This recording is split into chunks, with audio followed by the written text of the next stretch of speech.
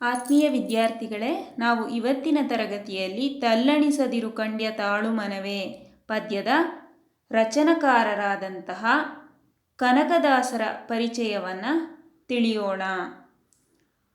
ಕನಕದಾಸರು ಸುಮಾರು ಕ್ರಿಸ್ತಶಕ 1509ರಿಂದ 1607ರಲ್ಲಿ ಜೀವಿಸಿದ್ದರು ಅಂತ ಹೇಳಬಹುದು.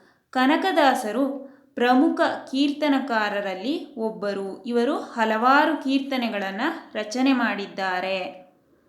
ಪುರಂದರದಾಸರ ಸಮಕಾಲೀನರಾದಂತಹ ಇವರು ಹಾವೇರಿ ಜಿಲ್ಲೆಯ ಬಾಡ ಎಂಬಂತಹ ಗ್ರಾಮದಲ್ಲಿ ಜನಿಸ್ತಾರೆ. ತಂದೆ ಬೀರಪ್ಪ ಹಾಗೂ ತಾಯಿ ಬಚ್ಚಮ್ಮ. ತಿಮ್ಮನಾಯಕನಾಗಿದ್ದಂತಹ ಇವರು ಕನಕದಾಸರಾದದ್ದು ಒಂದು ಐತಿಹ್ಯ ಎಂದು ಹೇಳಬಹುದು. ಕಾಗಿನೆಲೆಯ ಆದಿಕೇಶವ ಇವರ ಆರಾಧ್ಯ ದೈವ.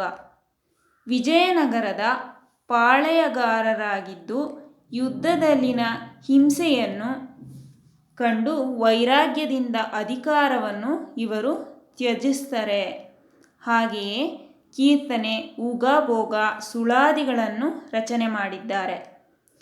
ಇವರ ಪ್ರಮುಖ ಕೃತಿಗಳು ಅಂತ ಹೇಳಿದ್ರೆ ಮೋಹನ ತರಂಗಿಣಿ, ಹರಿಭಕ್ತಿಸಾರ, ನಳಚರಿತೆ, ರಾಮಧಾನ್ಯ ಚರಿತೆ ಇವರ ಪ್ರಮುಖ ಕಾವ್ಯಗಳಾಗಿವೆ.